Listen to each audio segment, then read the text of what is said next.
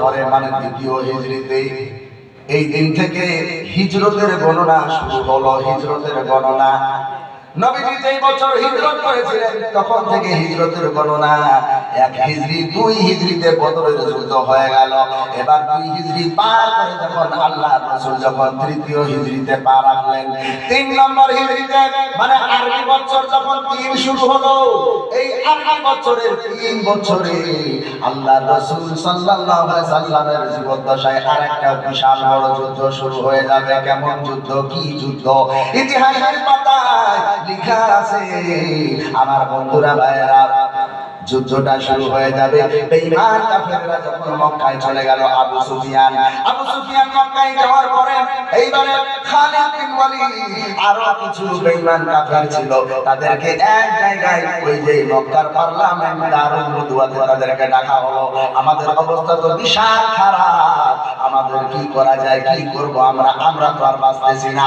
আমাদের বড় বড় লিডার চলে গেল, সব কিছু মেনে নেওয়া যায়, আমাদের আবু জেহেল মারা গেল, এটা মেনে নেওয়া যাবে না, এটা আমরা মানতে পারবো না।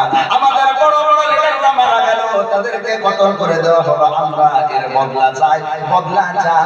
3 নম্বর হিজরিতে এবার বেঈমান কাফেররা প্রস্তুত নিয়ে নিল, রেডি হয়ে গেল।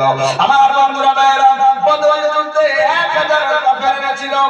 আর এই উহুদের যুদ্ধে, যেখানে উহুদের ময়দানে, উহুদ পাহাড়ের কাছে যে যুদ্ধটা এখন হবে, আমার বন্ধুরা, বেঈমান কাফেররা 3000 দল নিয়ে আমার নবীর সঙ্গে যুদ্ধ করার জন্য তারা প্রস্তুত হয়ে গেল। বিশ্বনবী মুহাম্মদ রাসূলুল্লাহর কাছে খবর পৌঁছালো, বেঈমান কাফেররা নাকি 3000 সৈন্য দল নিয়ে তারা উহুদের প্রান্তরে আসতেছে, তারা নাকি যুদ্ধ করবে, তারা নাকি যুদ্ধ করবে। এই ঘটনা শোনার পরে, এই কথা শোনার পরে বিশ্বনবী মুহাম্মদ রাসূলুল্লাহ বললেন কি সাহাবীদেরকে ডাকলেন, সাহাবীরা, বেঈমান কাফেররা উহুদের ময়দানে পৌঁছানোর আগে আগে আমরা মুসলমানরা উহুদের জমিনে পৌঁছায়া যাব। চলো চলো, তাড়াতাড়ি চলো। আমার নবী সমস্ত সাহাবায়ে কেরামদেরকে ডাকার পরে রেডি করলেন যুদ্ধ করার জন্য, যুদ্ধে যাওয়ার জন্য সাহাবী রেডি করলেন। বেঈমান কাফেরদের ছিল 3000, কয়হাজার? আর আমার নবীর মুসলমানদের সংখ্যা ছিল 1000। বলেন কয়হাজার? 1000, 3000 একদিকে, আর একদিকে 1000। আমার নবী রেডি করলেন। রেডি করার পরে নবীজি বললেন, চলো, আর দেরি করা যাবে না, পুরো শোনার আগে আমরা পৌঁছাবো উহুদের ময়দানে।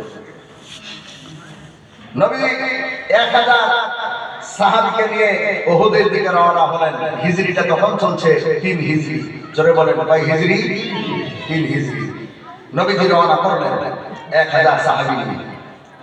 রাস্তায় যেতে যেতে উহুদের জমিনে পৌঁছানোর আগে এক মুনাফিক ছিল, সবচেয়ে বড় মুনাফিক, যার নাম ছিল আব্দুল্লাহ ইবনে উবাই ইবনে সালুল। আব্দুল্লাহ ইবনে উবাই ইবনে সালুল, তার মুখে দাড়ি ছিল, মাথায় টুপি ছিল, গায়ে জুব্বা ছিল, সে মুনাফিক ছিল। বোঝা যায়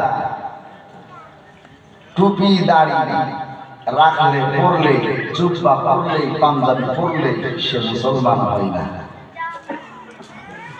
এমনও কিছু আমার সমাজে মানুষ আছে যারা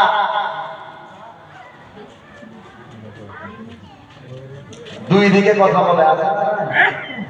ও ভাই, আছে না নাই গো?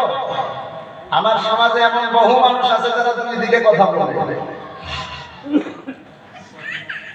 দেখবেন, একটু ভালো করে পরীক্ষা করে দেখবেন, গ্রামের একটা ঝামেলা চলছে, ও এর কাছেও ভালো হবে, এর কাছেও ভালো হবে। দুইজনের কাছে ভালো হওয়ার জন্য, বা দুই বন্ধু ঝামেলা করছে, দুই বন্ধু মানে দুই ফ্যামিলি ঝামেলা করছে, এর কাছেও ভালো হবে, এর কাছেও ভালো হবে। দুইজনের কাছে ভালো হওয়ার জন্য সে দুই দিকে মানে ওর কাছে গিয়ে এর বদনাম, আর এর কাছে এসে ওর বদনাম। আচ্ছা, না নাই? সমাজে বহু মানুষ আছে মুনাফিক। নবীজি বলেছেন, এই মুনাফিক যারা হবে কিয়ামতের দিন পুলসিরাতের রাস্তা তো সবাইকে পার হতে হবে।